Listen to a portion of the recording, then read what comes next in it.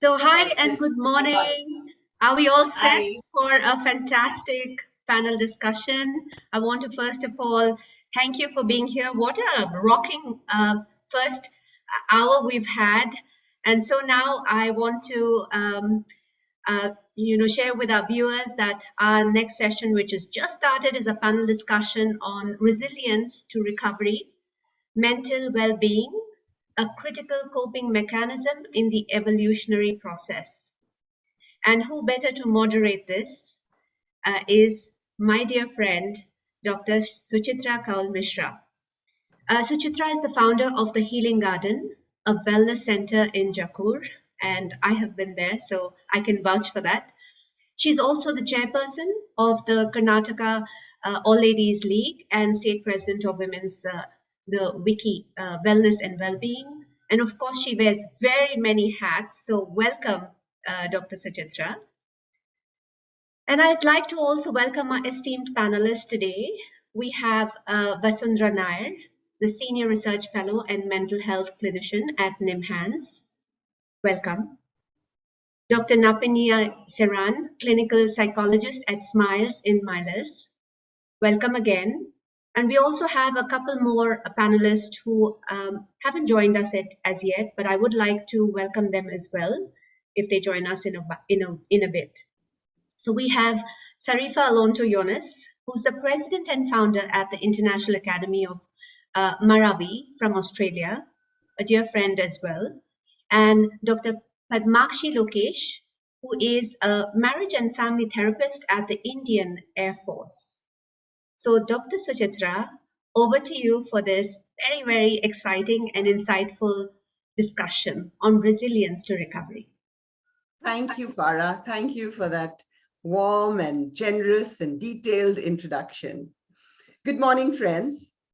I'm Dr. Suchitra from the Healing Garden, and we are here because we care for your mental health. There is no escaping the fact that we are living in times of trauma and transition. Understandably, people are feeling the emotional turbulence of the time because old ways of being, old ways of living on this planet just aren't working anymore. So what are we to do? If you're wondering how to cope better, then I have with me just the right people who will surely help you to understand mental well-being from resilience to recovery. And we're going to talk about the critical coping mechanisms in the evolutionary progress. I have a distinguished panel with me, and I am going to start with you, Dr. Nipanai Seran. You're a psychologist and a marital therapist. And during this worldwide lockdown, we saw how we were at home as a protective measure, but then we also saw a shadow pandemic growing. And that was of violence against women, domestic abuse with partners. So we'd like to know from you, Dr. Nipanai, how a householder should respond to this escalating risk in forced cohabitation in confined spaces for an indefinite time. Over to you, Dr. Nipanai. Thank you, everybody. It's a wonderful opportunity to be with all of you. So I thought before I answer this, let me congratulate everybody here on the panel. I'm also waiting to learn from everybody here. I'm amazed by the word shadow pandemic. I would also love to add on. It is just now that we are seeing it as a shadow pandemic, but it has been long, long, long. Probably we've coined the word today, but it has been there. At times we don't know, but it has always existed with us. During this pandemic, has violence against women grown? Okay, has it grown or is it growing? I remember in English we have a grammatical word saying present continues, past continues. So I am seeing violence something like present and past continuous. Mhm. To bring about, why am I saying this? I'm talking about 15 years back, when in Chennai High Court, one judge from the family court decided we would need counseling for the divorce applicants. Let us see whether we can unite them rather than legally disputing on these things. And he felt it had a personality or a psychological background to be worked with. I appreciate it. And that's when they started. I've been with them for the past 15 years. When we started, there was only one family court and yet another additional court. The additional court had no job but to decide on the revenue, the alimony, or the child custody. But now we have 8. And it's only in the High Court we have 8 family courts. In and around we have 5 more, and we are planning to expand more. Isn't that alarming? The victim most of the time doesn't even realize when they're subject to psychological abuse. Unless it is combined with another abuse, the victim finds it much later when the damage is done for them. Being confined between 4 walls, no socialization, and excessive watching of all these pornography, media, makes the partner, let it be the male or the female, makes the partner crave for something beyond reality.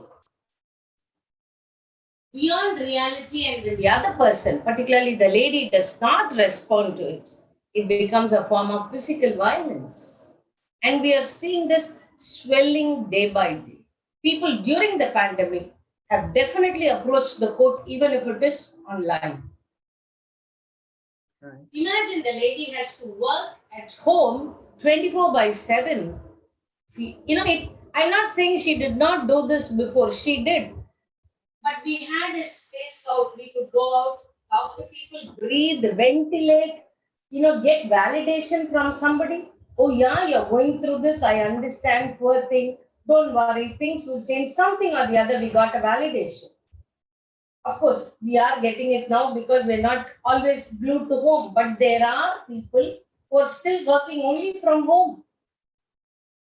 And they're glued with a partner, which is too much. The space is not there, and adding on to all these unrealistic expectations. The lady is expected to become a multitasker. Yes, we are, no doubts about it. But unrealistic expectation for you to become that with a smiling face, always being like Suchitra, might not be possible. Thank you. Right. How did I cope mentally and build my resilience? I went through acceptance and then deciding to move forward and having a lot of dreams, small dreams to big dreams, and all the small dreams were the pathways for my big dreams. But I'm not gonna talk about my acceptance and deciding and achieving dreams today. What I want to share with you is to cope mentally. It is very important that we have that cognitive flexibility. When I say cognitive flexibility, it means it's a mental ability to switch and adapt to various situations simultaneously, with the ability to cope, to think with multiple concepts when put in situation where smooth translation and flawless adjustment is required to adapt with minimal stress or even without the stress. For me to be cognitively flexible is an important skill to acquire. And being cognitively or mentally flexible is not about how good we are. As Saga Briggs said, that it is how good we want to be. To be cognitively flexible is a mindset. It's a mindset that we can cultivate at any moment in our life. During this very challenging time, amidst the devastating impact of the COVID-19, which ruined many lives across the globe. In the beginning of, I think it is very important during this COVID-19 that to be cognitively flexible, one of them is to read a lot. You need to read a lot that you enjoy, or even a Bible or a Quran. As reading, it calms your heart. And that's how you train your cognitive flexibility in times of crisis. And I want to share you my example. In the beginning of this COVID-19, which is almost 2 years already, my 11-year-old, because I want to try an experiment, if cognitively, mentally, if to be cognitively flexible, it can be adapted by any age. And I experimented with my daughter, who is 11-year-old. Last year, my 11-year-old daughter was agitated and very upset that she could not even go to school and was stressing out of being home, not being able to see her school friends. So we can all imagine how difficult it is for my daughter and the other children. That's right, Sarika. I'm so glad you pointed out about the young children, because the recent 24 hours, 7. Yes, Yeah. the recent UNICEF poll showed the impact of COVID-19 in mental health of young people, young children, adolescents, as well as kids who have suddenly turned very pessimistic about their future. You know, 3 out of 4 feel the need to ask for help, but despite that, 2 out of 5 don't ask for help. And then it gets expanded with the extended time of social distancing. That's true. Yes. Social distancing, it was there necessary to curtail the spread of COVID-19. We have just now been joined by Dr. Padmakshi Lokesh. Thank you, dear, for making it. You're a clinical psychologist, and you know how to cope with stress and teach people stress management. So I'd like to know from you, Dr. Padmakshi, how across age groups at this time, this feeling of isolation and loneliness can be something that is manageable. Tell us some ways to cope with stress in a healthy way. Dr. Padmakshi.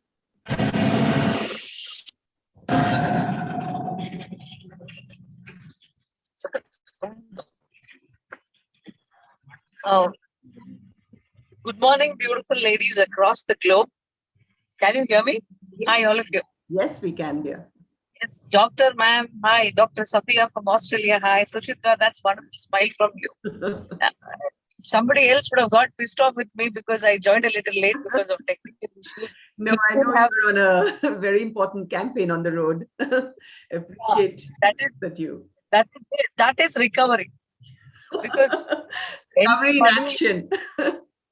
Everybody, Farah, hi, Vasundhara, hi, we have our ladies, hi, all the people watching me across the globe. Good evening, good morning, good afternoon. I don't even know your time zones, but the beauty is when we are women, we all connect together. So that is recovery. For me, when you connect, that's when you recover. That's very, very important. When it comes to COVID-19, post-COVID-19, we talk about isolation, we talk about depression, we're talking about a lot of things. But what was there before COVID-19? We still had the same isolation. We still have the problem with recovery. So recovery started when humanity started. Every day I fall, every day I get up, I recover and move ahead. If somebody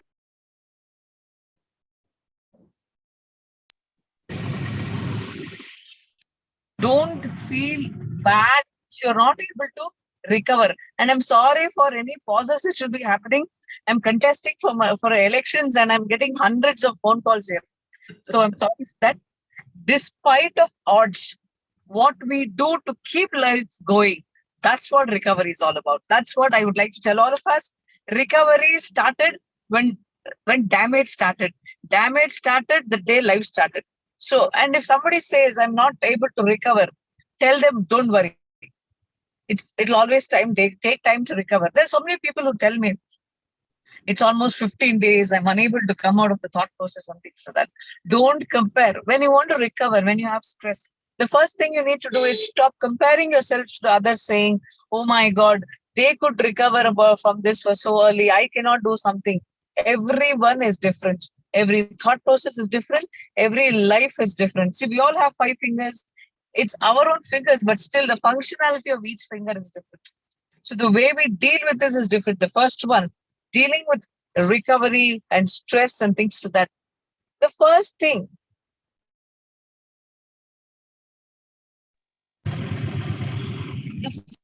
is deal with isolation. First thing, it's good. It's fine if you're alone. It's fine. At least tell yourself you still have one person to talk to. There are so many people who are unable to talk to themselves. They don't even know what to address themselves.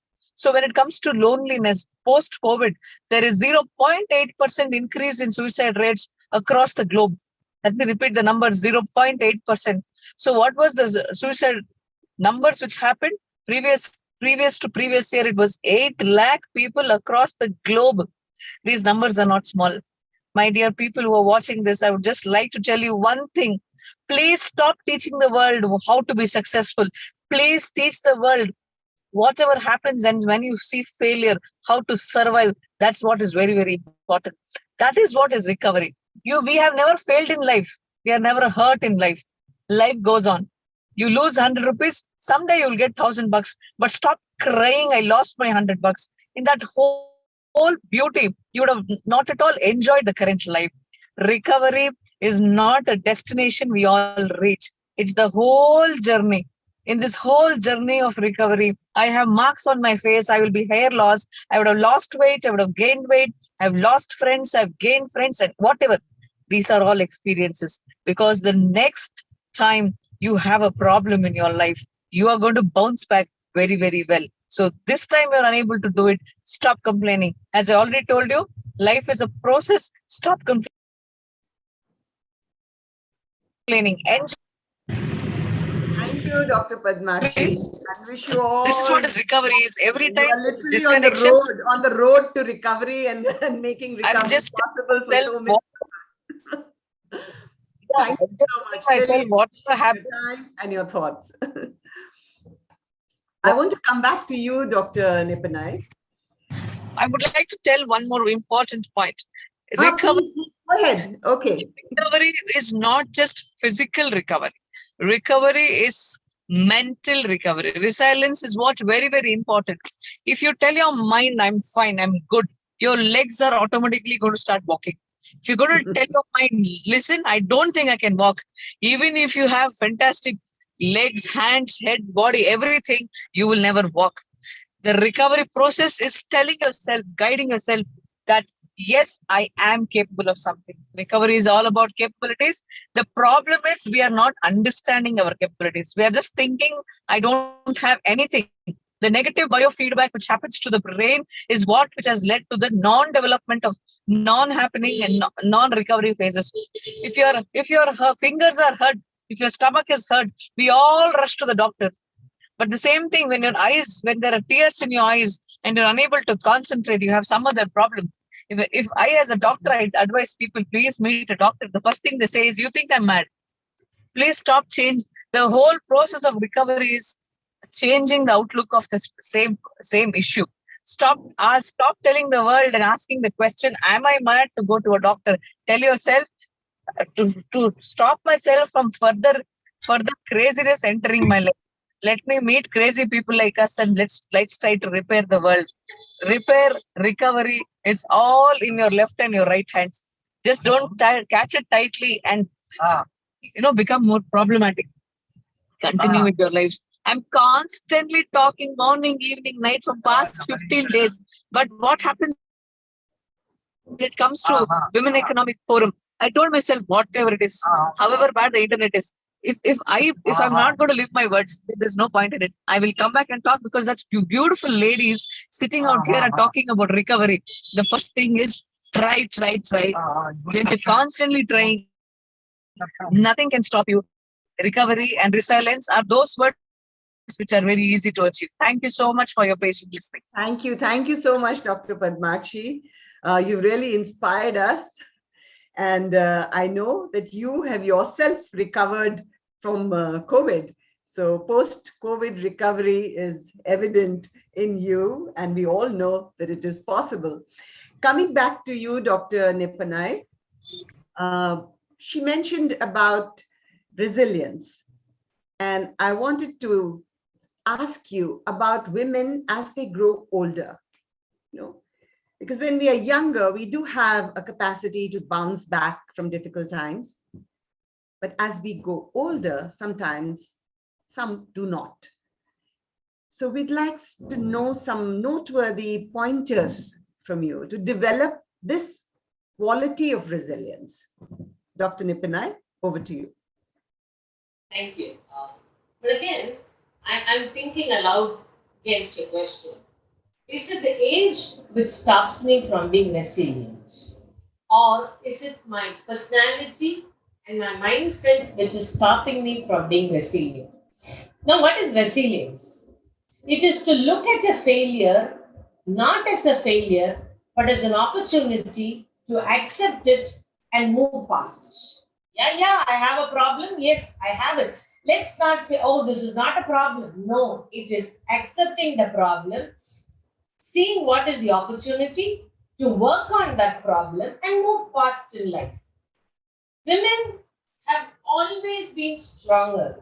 To me, again, from childhood, we've been tuned in such a way that you are the lady of the house, you will have to shoulder the responsibility. Child, I might have a brother who's just a year and a half younger to me. But my mother always said, you are the elder child. You have to teach your brother. You have to set a role model. You have to take care of him. So it's been through ages that I have the quality of resilience. But again, there are certain personality traits in me which could put down this. If I'm an anxious person, if I'm a dependent personality, I would want somebody to do it to me. I would always love somebody to come and say, don't worry, nothing, I will take care of you. You have a problem, I'll do it for you. That's great. Don't worry. You sit down. I'm there for you. But if I'm a person who is resilient, who can fight my anxiety, who can talk to somebody about my dependency on people, age is never a criteria. So women have been resilient through their years. How many women went through abortion?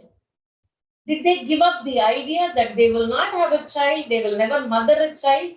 They were the ones who openly accepted, let me go and for surrogacy, or let me go and adopt a child, because she wanted to mother a child. So it is not only as a child, as an adolescent, that we were resilient as a mother. Then as the mother of an adolescent, yes, every day the mother and the child had a quarrel. But she came out, she became resilient. Okay, today probably this is not the attitude. I will change my strategy with my child.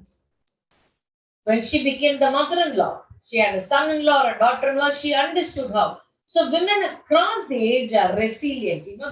You can see a lot of research which says during this COVID in 2020 from the Harvard Business Review, there was a study which shows women outscored men in effectiveness in many categories, both prior and during the pandemic.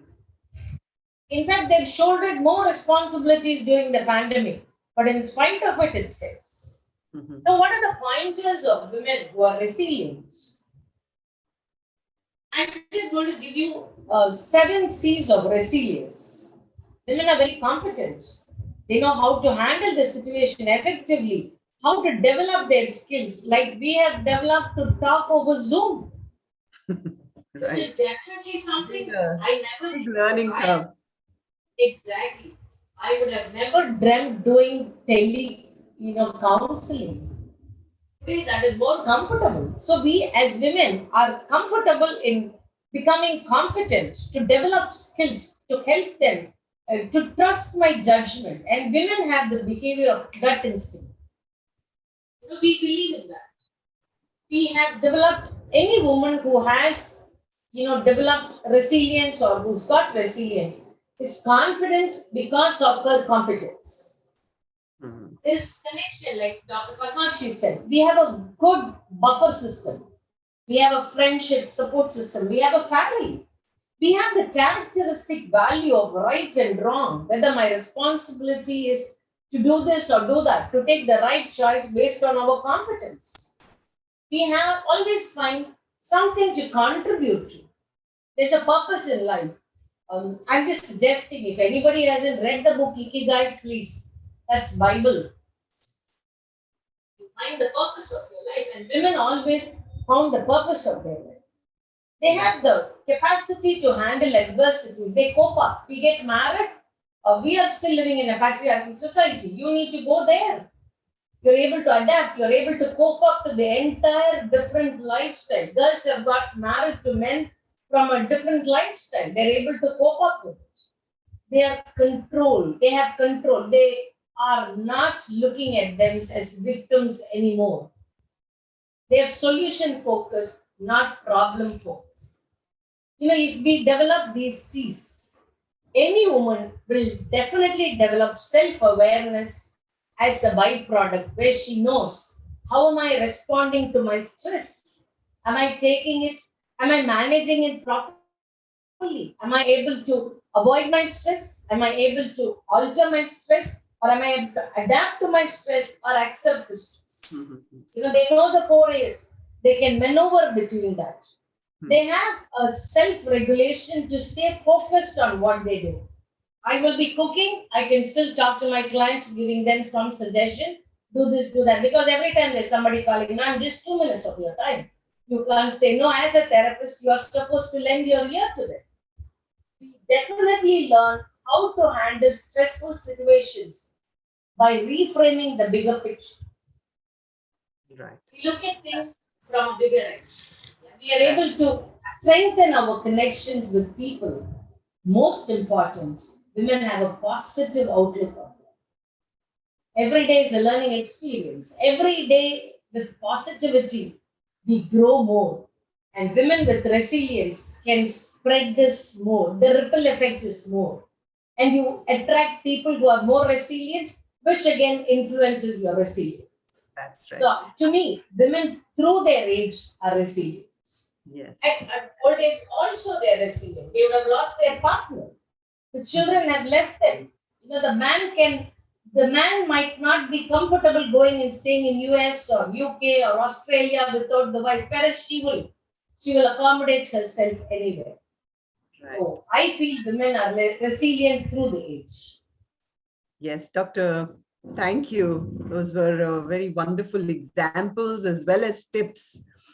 And you spoke with your personal experience and how you attend to people 24/7.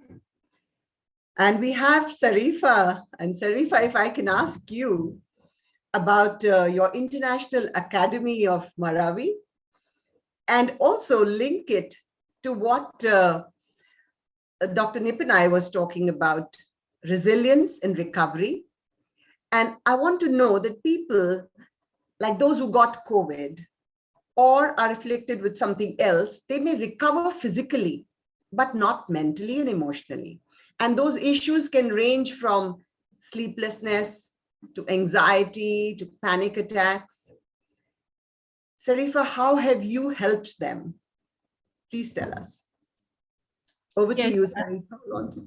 yeah, thank you very much, Dr. Sukitra. And thank you also, Dr. Napinay and all of you. Yes, in regards to the International Academy of Marawi, which is an academic institution, during this COVID-19, it's not only that we are helping our students to recover, but also helping the parents and family how to cope and support their students. And because I am overseas and we have few academic institutions, we have 3 academic institutions. So I am now busier than before the COVID-19, just to ensure that I'm supporting both faculty, staff, staff members, faculty, students, and parents, providing them that support that it will allow them to also to support their kids emotionally and mentally and financially also. Financially, in a sense that we have to reduce our fees just to help parents.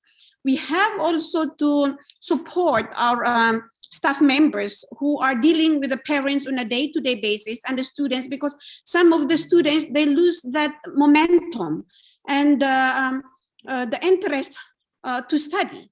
So these are the things that we were been doing to ensure that we are helping them, telling them that having that resilience, as we are saying now, is very, very important. Some people, the resilience degree is higher than the others. Some are very, very soft. Maybe they are soft emotionally, that they are tough physically. But some people, they're very tough physically, but they are affected emotionally, mentally, and even financially.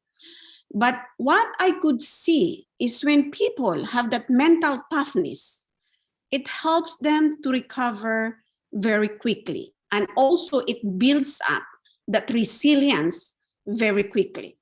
And when you have the mental toughness is one thing that can transform within us and our resilience to cope and recover very, very quickly. So there are steps I would share to the audience, which I also share to my staff members, faculty, and our departments, that first is always switch off from any negative information that triggers you to free your mind, And I always tell them that negativity can be suffocating and it consumes your energy. When wrong information are being delivered or given to wrong people, to the people, then the more they become worried, and then they become more negative, and their negativity consumes their positive energy. So that's why I always advise them. And then second one is to start reading, to divert your attention to what you enjoy. Like maybe everybody has a different beliefs. For the Christians, it's good to establish to read the Bible, and for the Muslims to read the Quran regularly as it calms our heart. And also, the third one that I always tell them is to establish regular meditations like yoga or even prayers, because yoga and prayers, as I said, it also not only it calms our heart, but it our soul. And regular meditation connects you to your beliefs. And for those who have religion, prayers, it connects them to their beliefs and Creator, and with tranquility and peace. And also another one, because of this COVID-19, so many people were so affected, and some of them, they were getting insomnia. They could not sleep. But that is because they were getting a lot of negative information, either on media or wherever, because nowadays a lot of us, we spend so much time on the social media, like WhatsApp, everywhere. Yes, on WhatsApp, on phone. It's just like, yeah, it became a full-time job for everyone, because that's the only thing that can entertain us. But having a good sleep for your body to recover or heal from the stress, good sleep allows the body to repair itself from stress and other toxins. And also the last one, I always say, the fifth one is stay socially connected. Mm-hmm. Remember, no man is an island. We need other people to listen to us, and sharing our thoughts with them help us heal. Sharing funny jokes that enlighten our heart is powerful. Connect with light-hearted and positive people, as their positivity is contagious. When you connect to the wrong people who are always upset or as if the whole world is their problem, then you attract that, and then they they start to rub it on you. And then you come home, you're upset, you become negative, because remember, energy is contagious. When people smile at you, then you start to smile without even realizing it. When people are carrying a lug on their back, they have a big, it's a lug, it's like a luggage on their back, as if the whole world is a problem. And then, it stresses you out. It consumes also your energy. So please connect with positive people. And I want to leave this to you. Confucius said, our greatest glory is not in never falling, but in rising every time we fall. Yes. Yeah, thank you so much. Wonderful. Thank you, Dr. Sarifa. And you mentioned about rapport, about connection. And I want to tell everybody who is watching us on the digital platform that All Ladies League is a place for women of all, it encompasses all, across borders. And we become soul sisters to each other's personal growth, professional growth. So please, if you haven't yet joined All Ladies League, send us a message and we will tell you how to join. I want to give the last few minutes to you, Vasudhara. You're speaking, Dr. Saraf told us about the academy in Australia, and you are at NIMHANS, where you know the reality of what all is happening and how bad it is. And there is so much uncertainty right now in the world, over health, over jobs, over finances, and life is getting, more and more out of control. So naturally, there is this toll on well-being. So Vasudhara, as per you, what are the best coping strategies to this never-ending period of uncertainty? Over to you. Thank you so much. Yeah, thank you so much. And I think I was having really a lot of fun listening to everyone. And there are three things, 3 R's and 4 pillars that I often feel that I have learned personally during the pandemic period, both as a clinician and both as, and the person itself. The 3 R's are basically about rebuilding, reconnecting, and restructuring. And I think that kind of encompasses the entire part of how to deal with coping in this period of uncertainty itself. The 4 pillars that I strongly believe that, all of us would agree upon is, one, no matter what the situation is, I think we need to get the sense of the situation. We tend to be, a little overconfident about what we've done, but we should not resist the entire process of, you need to adapt to the situation.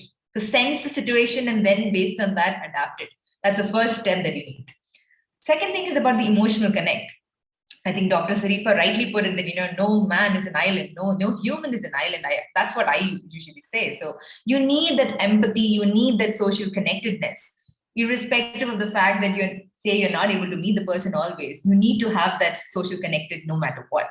And that's the second part of emotional connectedness that comes in.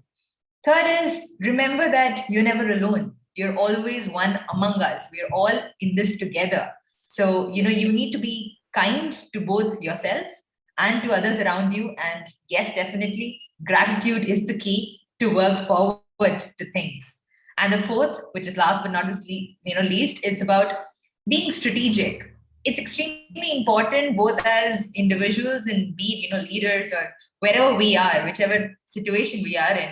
You need to understand that no matter what the situation is, there are going to be repercussions always, but you need to have being very strategic about it. So I think this is majorly what I would say. And I'd like to just conclude by saying that, in any volatility, there is going to be disruption.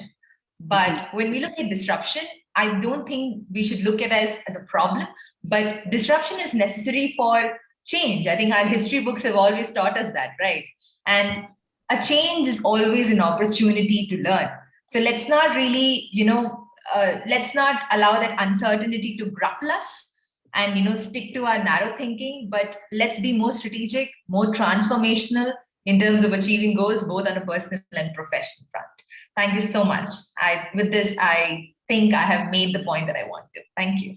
Thank you, Vasundhara. Definitely you have, and you've given us some very important information as well as insights into coping with our well-being in current times. I want to thank my whole panel, my dear panel of experts, And what a stirring discussion this has been. I'd really like to thank you all on behalf of the Women Economic Forum. Dr. Sarifa joining us from Australia, Dr. Nipanai, Dr. Padmakshi on the road, but made sure that she connected, and of course you, Vasundhara. So grateful to you for this enriching discussion filled with depth, information, and amazing insights. Thank you all. And it's back to the moderator. Thank you. Thank you, Suchitra. You nailed it. And I'm just thinking about these last 60 minutes that I was completely, sitting tight on my seat with my buckles. I buckled myself to get all these beautiful insights. And I think we had an amazing group of people watching as well. So just want to thank you for sharing how this whole recovery is a journey, and some of the words that stood out was it's an opportunity, and lots of strategies, 3Rs, 7Cs, and obstacles, how you can turn them. So feel free to continue listening to this. Thank you again, everyone, Suchitra, for moderating this, and our panelists for this beautiful discussion. I'm honored to announce the awards. At this point, the Global Annual Women Economic Forum confers on Sarifa Alonso Yonas the award of Exceptional Women of Excellence. Congratulations. Thank you so much. It's a pleasure, and I hope I can live with that expectation. Thank you. Thank you. And the Global Annual Women Economic Forum confers on Vasundhara Nair the award of Exceptional Women of Excellence. Congratulations. Thank you so much. Thank you so much. Thank you for being here. Thank you so much. I'd like to also announce the next award, which is from the Global Annual Women Economic Forum to Dr. Padmakshi Lokesh. Thank you very much. The award of the Exceptional Women of Excellence. Thank you. Thank you. And once you've given me this award, I would like to just add one sentence. During the whole COVID I'm sorry, we don't get your audio very well, so can I just hold on to just announcing the last one? Thank you so much, Dr. Padmakshi. So the last award that I'd like to announce is from the Global Annual Women Economic Forum is to Dr. Napinai Siran. Thank you very much. Recovery and everything. I would like to say what I learned. Can you just hold that thought, because I want to announce the last award and then we'll get back to you. Yeah, just hold your thought. Thanks. So the last award I'd like to confer on is to Dr. Napinai Siran. Thank you very much. The Global Annual Women Economic Forum confers on you the award of the Exceptional Women of Excellence. Thank you, ladies. Thank you for your beautiful contribution. This digital award will be emailed to you within a fortnight. Enjoy the rest of the, the summit today, and I'd love to see you soon in another conversation. Thank you. Thank you. Thank you. Thank you. Thank you, Suchitra. Thank you. Thank you, ladies. All the best. So we still have 2 minutes. So if anybody would like to share something before we close, I think Dr. Padmakshi wanted to share something with us. If the audio is clear. close this. Yeah, thank you. I would like to definitely thank you for the opportunity. Before that, I would like to say everyone, thank you, because this whole global pandemic actually retaught us gratitude is really important in life. Thanks to all of you for this wonderful opportunity. This is a lesson I actually learned in this whole 2 years. When I was a Corona patient, that whole time, before I was being a patient and after recovering in the whole recovery phase, the only thing I understood is in your whole journey of life, whether you're hurt, you're not hurt, or in the recovery, whatever it is, you're the only person who is going to be with yourself. So love yourself unconditionally, whatever be it, never just curse yourself because you just have one gift in life. That gift is called yourself, a gift given by somebody else. So you have no rights to, just take it for granted. Live your life beautifully. Thank you. Whatever it is, a beautiful lipstick, fantastic comb is going to make your life recover very Thank soon. you. Thank you so much, all Thank of you. you. And I'd Beautiful. like to take one screenshot before we go. So if you can just, get your videos on, I can share this with you. All of you can get your videos on, and we get one picture before we leave. I think we're almost done. That is so thoughtful. Thank you. Thank you, everyone. Beautiful conversation. Bye-bye. Thanks. All the best, ladies. Have a fantastic day today. It's action-packed here on our digital platform. Lots happening on the 7 tracks. Just free to explore, and you'll be amazed. Thank you. Thanks, everyone. Thank you so much. Yeah. Thank you, Dr. Sarita. Thank you. Bye.